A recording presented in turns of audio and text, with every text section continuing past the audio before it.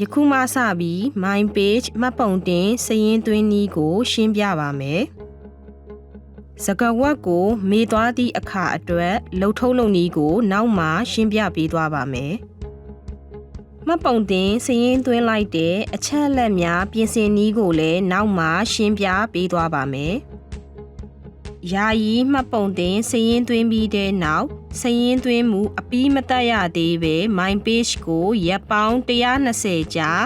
log in ဝင်မထားတဲ့သူတွေရဲ့ data တွေကိုဖြတ်သွားမှာဖြစ်ပါတယ်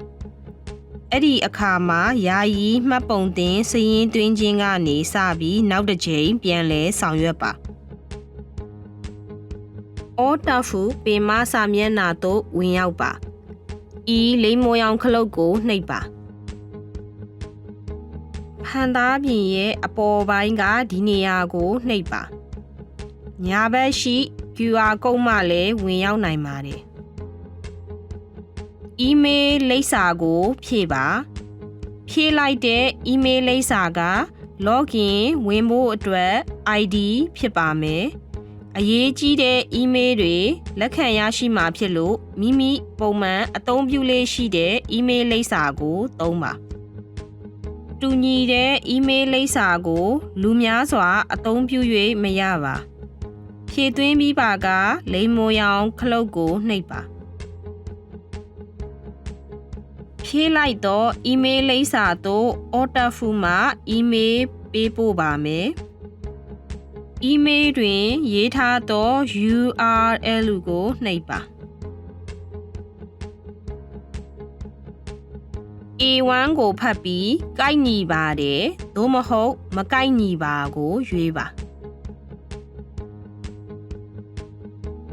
A2 ကိုဖတ်ပြီးမကိုက်ညီပါသို့မဟုတ်ကိုက်ညီပါတယ်ကိုရွေးပါကိုက်ညီသူများသည်မှတ်ပုံတင်စာရင်းသွင်းခြင်းမပြုလုပ်နိုင်ပါ A3 ကိုဖတ်ပြီးဟုတ်ကဲ့နားလည်သဘောပေါက်ပါတယ်သို့မဟုတ်ဟင်းနားမလည်ပါကိုရွေးပါ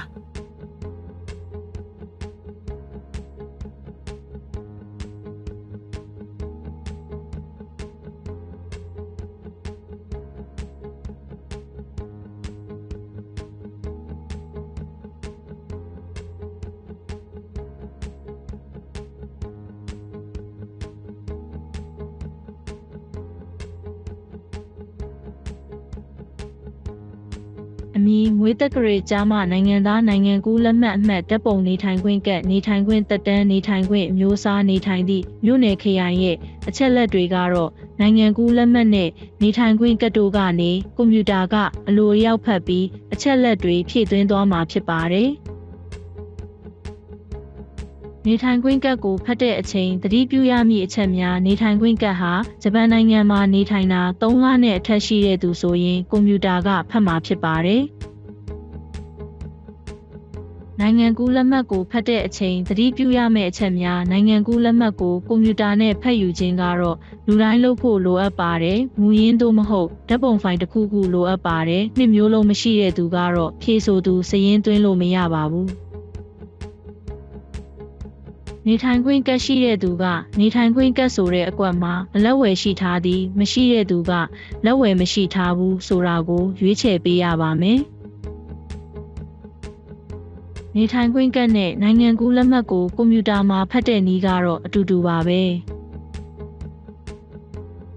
ဒီနေရာမှာနေထိုင်ခွင့်ကတ်ဖတ်တဲ့နည်းကိုရှင်းပြခြင်းပါတယ်နိုင်ငံကူးလက်မှတ်ကိုဖတ်တဲ့အချိန်ရှင်းလင်းချက်နေရာမှာနိုင်ငံကူးလက်မှတ်အစားနေထိုင်ခွင့်ကတ်ကိုအစားထိုးဖတ်ရပါမယ်နေထိုင်ခွင့်ကတ်လက်ဝယ်ရှိသည်နေထိုင်ခွင့်ကတ်လက်ဝယ်မရှိဘူးထဲကတစ်ခုကိုရွေးချယ်ရပါမယ်နေထိုင်ခွင့်ကတ်လက်ဝယ်ရှိသည်ကိုရွေးချယ်ပါကနေထိုင်ခွင့်ကတ်ရဲ့ဓာတ်ပုံပါရှိတဲ့ဘက်ကိုဖတ်ရပါမယ်နိုင်ငံကူးလက်မှတ်ကတော့ကာလာဓာတ်ပုံပါတဲ့စာမျက်နှာကိုဖတ်ရပါမယ်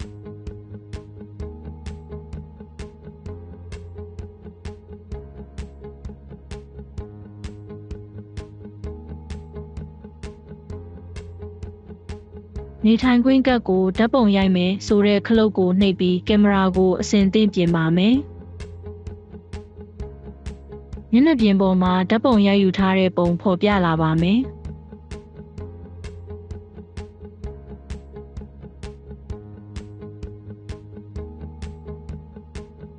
စာလုံးနဲ့ကဏန်းတွေရှင်းရှင်းလင်းလင်းရှိမနေပါကနောက်တစ်ခေါက်ပြန်ပြီးရိုက်ရပါမယ်။ဓာတ်ပုံရိုက်ပြီးပါကနေထိုင်ခွင့်ကတ်ကိုဖတ်မည်ဆိုတဲ့ခလုတ်ကိုနှိပ်ပါမယ်။ထားတဲ့အမည်3မွေးတက္ကရာ4ကြားမှာ9နိုင်ငံသားတနိုင်ငံကူးလက်မှတ်အမှတ်2နေထိုင်ခွင့်အမျိုးအစား3နေထိုင်ခွင့်ကတ်အမှတ်4နေထိုင်ခွင့်သက်တမ်း2လက်ရှိနေထိုင်နေသည့်မြို့နယ်ခရိုင်အချက်လက်တွေကိုဖော်ပြလာပါမယ်။အချက်လက်တွေကိုစစ်ဆေးပြီးမှားနေပါကပြန်ပြင်ရပါမယ်။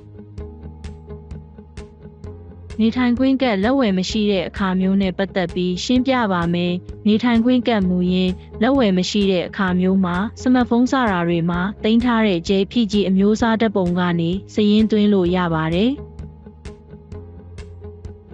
အဖြူအမဲဓာတ်ပုံကိုတော့အသုံးပြုလို့မရပါဘူး။တင်ထားတဲ့ကာလာနဲ့နေထိုင်ခွင့်ကတ်ဓာတ်ပုံကိုအသုံးပြုမည်ဆိုတာကိုနှိပ်ပြီးတင်ထားတဲ့ကာလာနဲ့နေထိုင်ခွင့်ကတ်ရဲ့ပုံကိုရွေးချယ်ပါမယ်။အသုံးပြုနိုင်တဲ့အမျိုးအစားကတော့ JPG အမျိုးအစားဓာတ်ပုံဖြစ်ပါတယ်။စာလုံးနဲ့ကဏန်းတွေရှင်းရှင်းလင်းလင်းရှိမနေပါကတခြားဓာတ်ပုံကိုရွေးချယ်ရပါမယ်။ရှင်းရှင်းလင်းလင်းရိုက်ထားတာကိုစစ်ဆေးပြီးနေထိုင်ခွင့်ကတ်ကိုဖတ်မည်ဆိုတာကိုနှိပ်ရပါမယ်။ထားတဲ့အမည်3မွေးတက္ကရာ4ကြားမှာ9နိုင်ငံသားတနိုင်ငံကူးလက်မှတ်အမှတ်2နေထိုင်ခွင့်အမျိုးအစား3နေထိုင်ခွင့်ကတ်အမှတ်4နေထိုင်ခွင့်သက်တမ်း2လက်ရှိနေထိုင်နေသည့်မြို့နယ်ခရိုင်အချက်လက်တွေကိုဖော်ပြလာပါမယ်။အချက်လက်တွေကိုစစ်ဆေးပြီးမှားနေပါကပြန်ပြင်ရပါမယ်။ F3 တွင်မျက်နှာတစ်ပိုင်းဓာတ်ပုံကိုစာရင်းသွင်းပါလိမ္မော်ရောင်ခလုတ်ကိုနှိပ်ပြီးဓာတ်ပုံအတွက်စီးမြင်ကိုကောင်းစွာအတည်ပြုပါလက်ကင်ဖုံးဖြင့်ဓာတ်ပုံရိုက်မိအခါဓာတ်ပုံရိုက်မိကိုနှိပ်လိုက်ပါကကင်မရာပွင့်လာပါမည်ကင်မရာဖန်သားပြင်ပေါ်မလာပါကစာမျက်နှာ၏အောက်ဖက်သို့ဆင်းပါကင်မရာဖန်သားပြင်သည့်အောက်ထဲသို့ရောက်ရှိနေနိုင်ပါသည်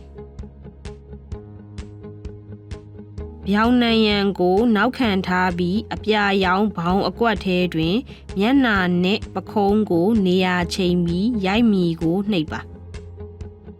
ရိုက်ကူးလိုက်သောဓာတ်ပုံပေါ်လာပါမည်ဤဓာတ်ပုံကိုအသုံးပြုမည်သို့မဟုတ်နောက်တစ်ချိန်ထပ်ရိုက်မီကိုနှိပ်ပါလက်ကင်ဖုန်းထဲမှာတင်ထားတဲ့ဓာတ်ပုံကိုသုံးမဲ့အခါဖိုင်ရွေးမီကိုနှိပ်ပြီးဓာတ်ပုံကိုရွေးပါဤကဲ့သို့သောပုံများကိုအသုံးမပြုနိုင်ပါဓာတ်ပုံပြန်ရိုက်ရန်လိုအပ်ပြီး My Page မှတ်ပုံတင်မှုအတည်ပြုခြင်းဖြစ်သည့်အထိအချိန်ယူရပါမယ်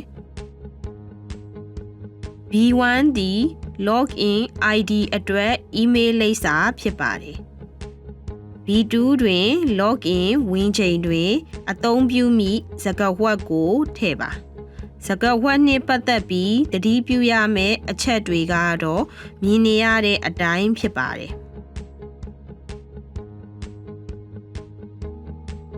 F1 တွင်ဂျပန်နိုင်ငံအတွင်းအသုံးပြုနိုင်သောဖုန်းနံပါတ်ကိုဖြည့်သွင်းပါညင်းတို့မထည့်ဘဲထိပ်ဆုံးက0မှစထည့်ပါ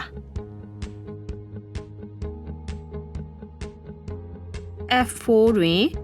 ရုပ်ပိုင်းဆိုင်ရာမတန်ဆွမ်းမှုရှိပြီးစာမေးပွဲတွင်အထူးပံ့ပိုးမှုလိုအပ်တဲ့အခါရှိကိုရွေးချယ်ပြီးတောင်းဆိုလိုတဲ့အကြောင်းအရာကိုဖြည့်သွင်းပါ G1 တွင်စာမေးပွဲလျှောက်လွှာတင်ခြင်းစတာတွေအတွက်ပံ့ပိုးကူညီပေးနိုင်မဲ့သူမရှိတဲ့အခါမဟုတ်ပါကိုရွေးချယ်ပြီးနောက်မေးခွန်းတစ်ခုသို့ဆက်သွားပါပံ့ပိုးကူညီပေးနိုင်မဲ့သူရှိတဲ့အခါဟုတ်တယ်ကိုရွေးချယ်ပြီး G2 မှ G5 အထိဖြည့်သွင်းပါပံ့ပိုးကူညီပေးမဲ့ကာယကံရှင်ရဲ့သဘောတူညီချက်လိုအပ်ပါတယ် G4 ကတော့မဖြည့်လဲပဲရပါတယ်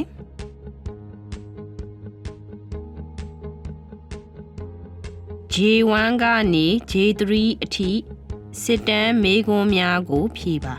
ဖြေဆိုမှုမှာစန္ဒအလျောက်ဖြစ်ပါတယ်။ K က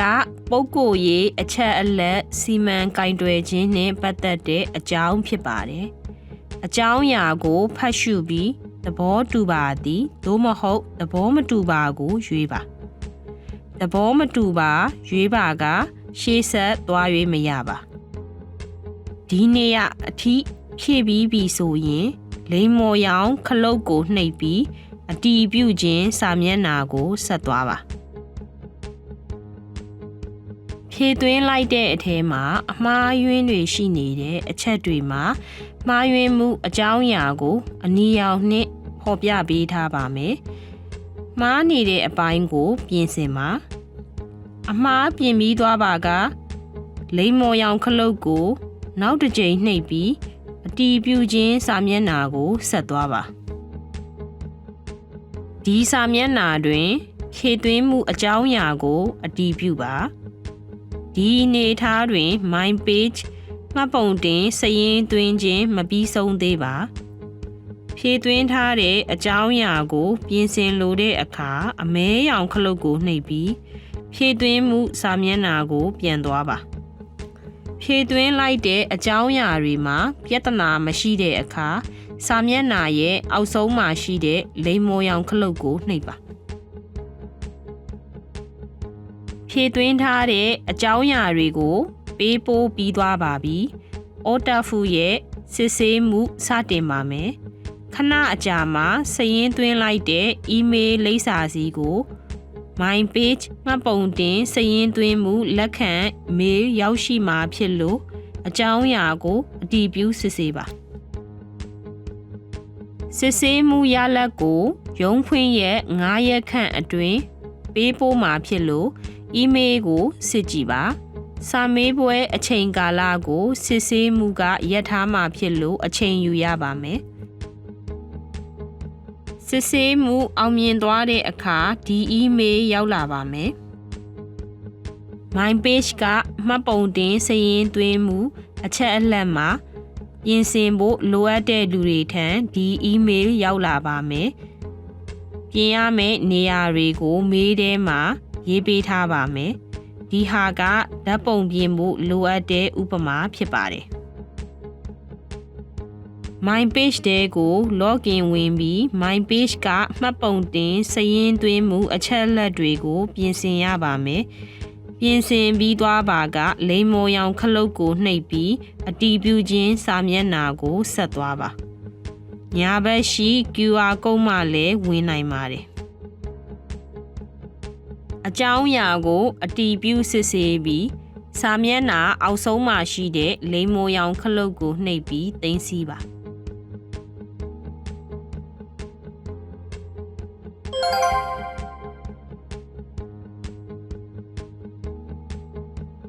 စကားဝက်မိသွားတဲ့အခါ My Page Login စာမျက်နှာကအပြာရောင်စာသား link ကိုနှိပ်ပါအီးမေးလ်လိပ်စာဖြည့်သွင်းပြီးလိမ္မော်ရောင်ခလုတ်ကိုနှိပ်ပါညာဘက်ရှိ QR ကုတ်မှလည်းဝင်နိုင်ပါတယ်ဒီအီးမေးလ်ရောက်လာပါမယ် URL ကိုနှိပ်ပြီးစကားဝက်အသစ်တစ်ခုထည့်ပါဖြည့်သွင်းပြီးသွားပါကလိမ္မော်ရောင်ခလုတ်ကိုနှိပ်ပြီးသတ်မှတ်ပါဒါဆိုရင်စကားဝက်ပြန်လဲသတ်မှတ်ခြင်းပြီးသွားပါပြီစကားဝက်အသစ်နဲ့ login ဝင်နိုင်ပါပြီစကားဝက်မမေ့စေရန်စီမံထားပါ login ဝင်ရာတွင်အခက်အခဲရှိပါကအနီရောင်စာသား link ကိုနှိပ်ပြီးအချက်အလက်ကိုအတည်ပြုစစ်ဆေးပါ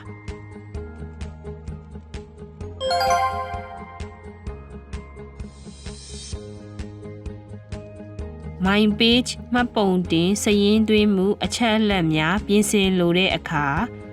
My Page ကို login ဝင်ပြီးပြင်ဆင်ပါပြင်ဆင်ပြီးသွားတဲ့အခါလိမ္မော်ရောင်ခလုတ်ကိုနှိပ်ပြီးအတည်ပြုခြင်းစာမျက်နှာကိုဆက်သွားပါ